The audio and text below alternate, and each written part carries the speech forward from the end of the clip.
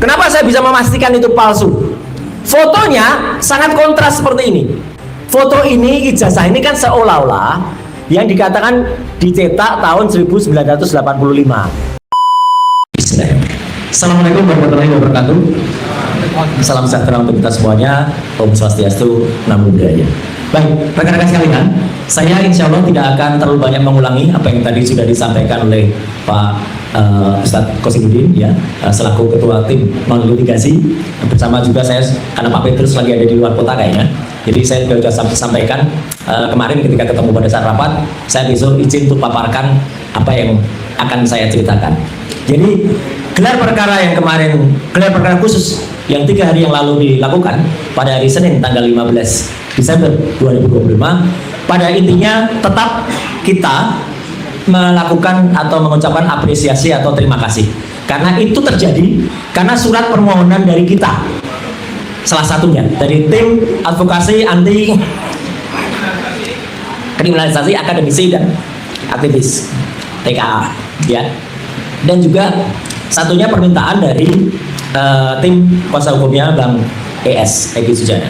Jadi kalau ada kemudian statement-statement di luar mengatakan oh itu terjadi bukan karena permintaan kita, tidak, jelas itu permintaan kita dan berlangsung dengan sangat tertib. Kenapa saya bilang tertib? Karena orang-orang yang tidak punya legal standing sebenarnya sudah diminta keluar, dengan kata yang lebih halus, diusir. Balik, Pak. Oh iya, kembali. Pada sesi 1 yang termasuk diusir adalah orang yang terkenal banget sekarang, sering banget bohong, namanya Andi Aswan. Dan dia secara, aduh ini saya lucu ya, pada acara rakyat bersuara dia ngaku saya benar semua karena saya ada di samping di lorong itu. Dan saya bilang itu namanya nguping, tidak sah itu namanya. Dia harusnya malah terkena pelanggaran. Karena apa? Karena dia nggak sah nguping, udah nggak punya legal standing, akhirnya dia ngaku saya penasihatnya Pradi Bersatu atau apa gitu. Apapun urusannya. Pada sesi kedua yang saya lihat langsung pun, ya, orang namanya Boy Kanun itu ketua Pradi Bersatu pun kalau tidak diundang, tidak ada nama dia di dalam daftar list yang ada di Pak Kabid Pasidik, ya disuruh keluar. Dia nunjukkan surat tugas, ini surat tugas saya selaku ketua. Loh, surat tugas selaku ketua kan tidak untuk acara itu. Jadi itu sama saja kita naik motor, kemudian tetap salah ya, naik motor di ada terus kita nggak punya SIM C, tapi punyanya SIM A, tetap salah. SIM A itu untuk roda 4, motor roda 2, itu analoginya kayak gitu. Jadi tetap salah. Dia punya surat tugas tapi bukan untuk acara itu. Nah kalau ini saya bantu ya Pak Qosimuddin.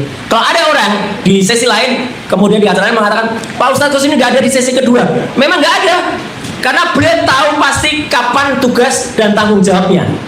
Di sesi kedua itu memang beliau menugaskan beberapa orang lain termasuk Mas Gafur, Pak Azam, ada. Jadi kita itu tahu supaya apa? Supaya kita sama-sama tahu. Jadi nggak hanya satu orang yang ngerti semuanya. Itu yang terjadi. Bukan kemudian orang itu harus ada. Saya pun kalau ditanya ya saya nggak ada di sesi pertama, karena saya memang tidak terdaftar di sesi pertama.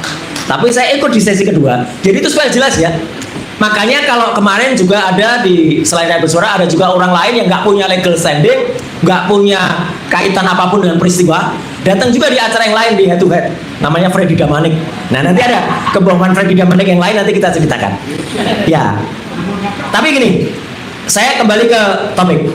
Jadi apa yang terjadi pada ruang gelar perkara tadi sudah diceritakan dengan sangat bagus, dan yang saya tunggu dan Mas Rismon tunggu sebenarnya kehadiran ahli abal-abal dari mereka.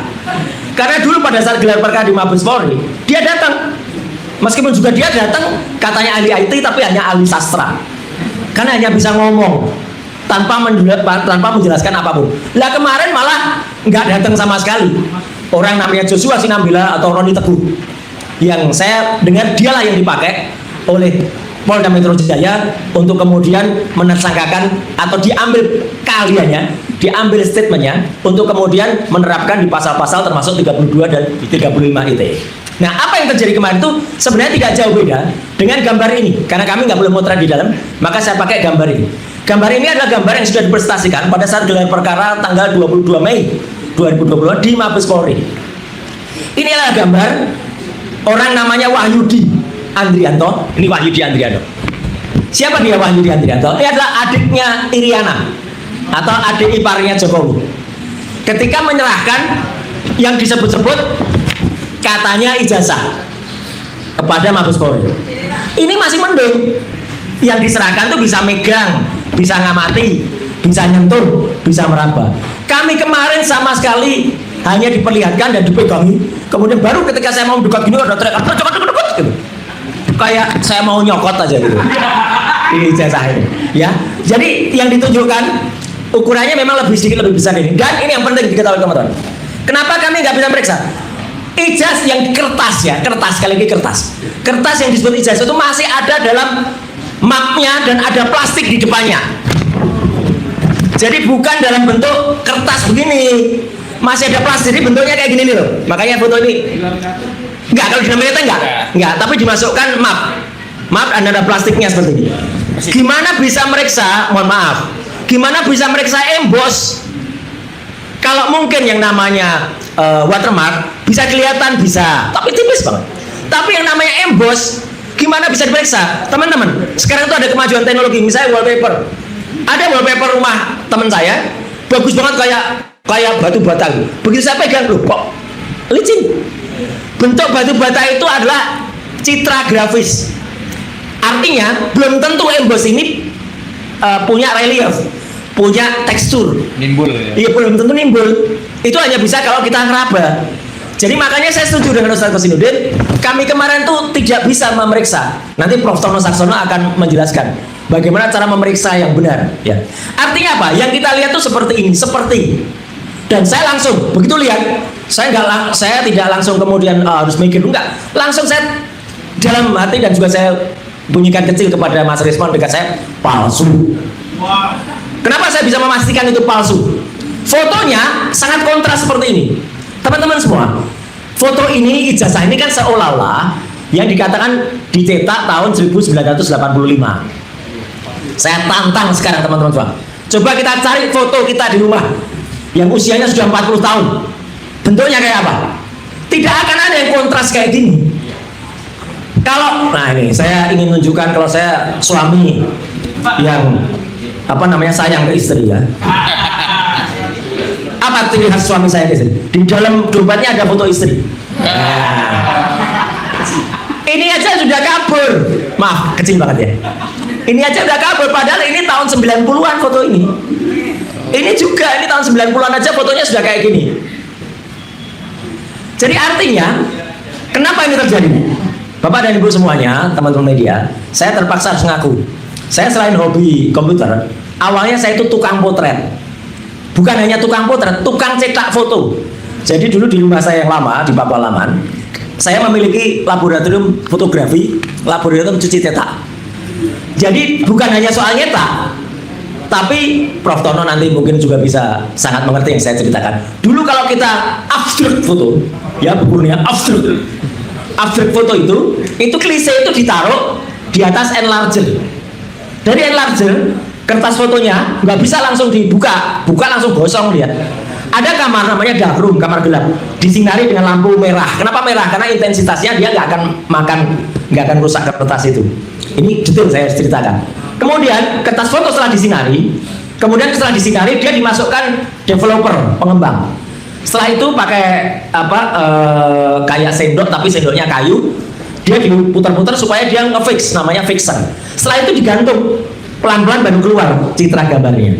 Itu murni Violi Chemis, sangat kimiawi. Usianya tidak lama, biasanya di atas 10-20 tahun. Setelah itu memudar. Buktinya ada pada ijazahnya Mas Resmon. Resmon itu ijazahnya baru 23 tahun yang lalu. Itu pun fotonya sudah hilang. Sudah jadi Rasman. Enggak, jadi Resmon ya. Nah, ini bukti. Maaf ya saya tunjukkan karena kemarin media banyak tanya. Buktinya apa kalau Roy Suryo tuh dulu tukang potret? Nih. Ini kejadian 30 tahun yang lalu di Gedung Sabta Pesona. Tahun 1985. Jelek-jelek gini teman-teman semua, saya dulu juara 1 lomba foto nasional. Juara 1, juara 2-nya siapa? Namanya Mas Agus Surono. Mas Agus Rono adalah fotografernya Joko Widodo. Fotografer resmi istana. Jadi kalau nggak percaya silahkan cek ke Mas Agus Rono. Kenapa beliau juara 2? Dia juara 1 diserahkan langsung oleh Menteri Pariwisata Postel waktu itu Pak Yub Afif. Ya, ini saya. Kalau di rumah kerjaan saya dari dulu kayak gini nih.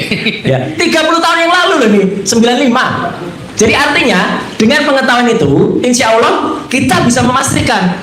Jadi ini, Prof. Tono, ini adalah analisis bukan digital. Yang saya lakukan kemarin analisis visual, tetapi dengan pengetahuan analog. Kalau analog harusnya apa? Ya ijazah ini ya diuji dengan carbon dating namanya. Fotonya dicek, dites, jadi preparat dia diletakkan di mikroskop, dilihat teksturnya. Itu mohon maaf, itu pun yang saya lakukan terhadap ketika saya menganalisis foto mantan presiden Abdul Rahman.